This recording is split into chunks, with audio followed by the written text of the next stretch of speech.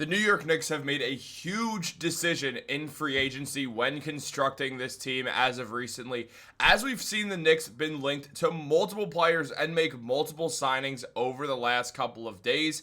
And when they made those signings, they made an absolutely massive decision that also includes a huge gamble on their future as well, that we are going to go over and explain all of this, what the Knicks did, how they actually went out there and made one of the bigger decisions they've made all offseason very quietly, and much more as well regarding this crazy September that the Knicks are having right now. And we're going to jump right into it, guys. But before we do that, if you're part of that 57% that's not subscribed to Knicks Digest, make sure to subscribe for daily New York Knicks updates. We have a lot of great videos coming out now that we're in the middle of September, and the Knicks have been super active recently, so you want to make sure to be subscribed and have those post notifications on so you don't miss a single video. But let's jump into it, guys. There is a lot to go over on the Knicks right now because Leon Rose has been super active in September. I mean, we've seen this team now go out there and absolutely start going crazy on everybody. The Knicks, well, they made multiple signings, whether it was bringing back Landry Shamet, signing Garrison Matthews, and then adding Malcolm Brogdon, and it being revealed the Knicks want to keep Brogdon and one of Shamet or Matthews, meaning they're going to have to make a trade, trading one of the young players away off the team, whether it's Tyler Kolek, Paco Dadier, or even considering trading someone like Deuce McBride or Mitchell Robinson as well. Those names have also come up a little bit here and there, but the Knicks made an absolutely massive decision that actually does implicate Mitchell Robinson as well a bit, but more than anything shows very clearly how the Knicks feel on one particular young player who is not getting traded no matter what after all this recent news has been revealed. And jumping right into it, guys, look, it was mentioned by Jake Fisher that there is another vet the Knicks considered signing in recent days. League sources say the Knicks weighed bringing in Thomas Bryant after team officials visited with the big man. New York ultimately decided to prioritize wing and backcourt depth instead. And Bryant, who split time between the Heat and the Pacers last year, put up 6.5 points and 3.8 rebounds per game. He shot 50.8% from the field and 32% from three. The 6'10" center is definitely more of an offensive weapon and has been somewhat of a consistent three-point shooter at least in the corners. I mean, he shot 41%. He's a solid corner three shooter.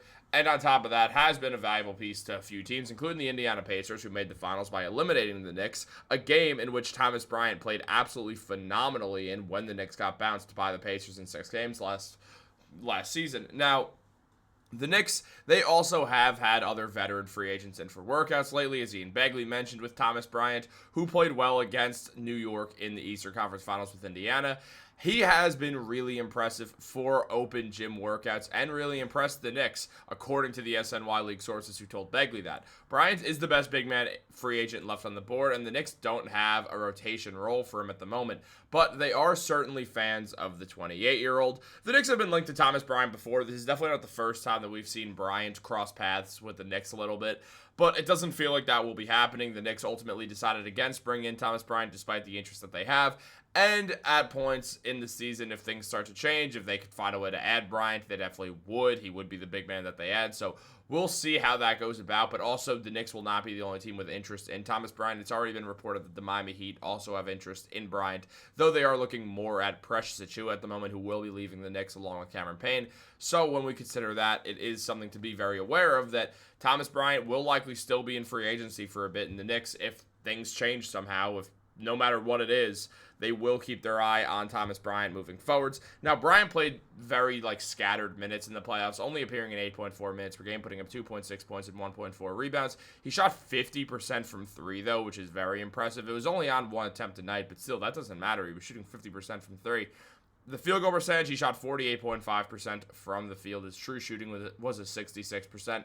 So in those scattered limited minutes, he was very efficient. So that's something that you got to give him a lot of credit for. It is really, he's a guy who is great for depth purposes.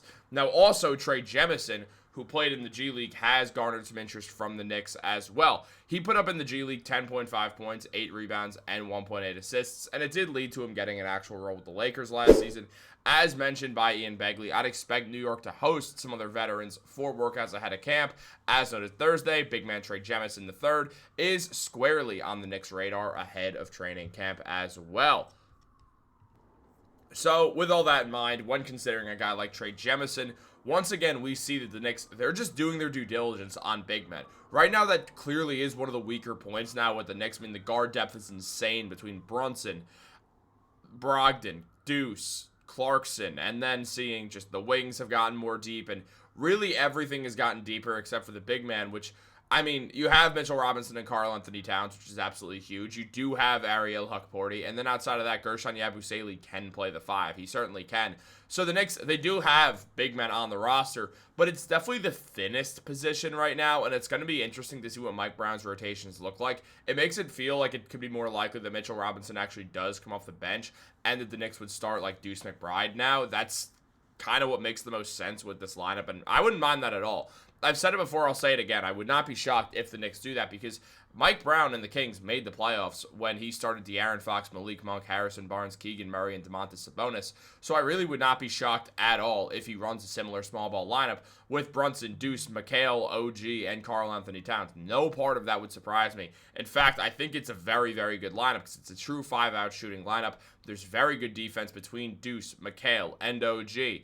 And then on top of that, you're very well-rounded. Yeah, the rebounding is going to be a bit weak, but also OG's being underrated as a rebounder. And, I mean, at the end of the day, if the rebounding becomes an issue, you could just sub in Yabusele or Mitchell Robinson at any point and decide, all right, this isn't working. We can make changes. It's not Tom Thibodeau anymore. Changes can be made, and they will be made throughout the season. The Knicks will make more adjustments now, which is an important part of why they wanted to bring in a guy like Mike Brown, who they'd be willing to do that. Now, Troy Jemison's just an interesting guy in general because he said he's got that grit, that determination that you love, because he said when, after the Lakers won a game about the Lakers, he said, you want this win, you have to come fight us. Literally fight us. Let Bron and Luka go kill and let us do the dirty work. So Jemison is that type of player with the mindset that you absolutely love to have on your team, and it does make sense why the Knicks do want him. Now, when it comes to Hukporti, who now, Ariel Hukporti gets a lot, the perspective minutes, you could say, have really grown here, because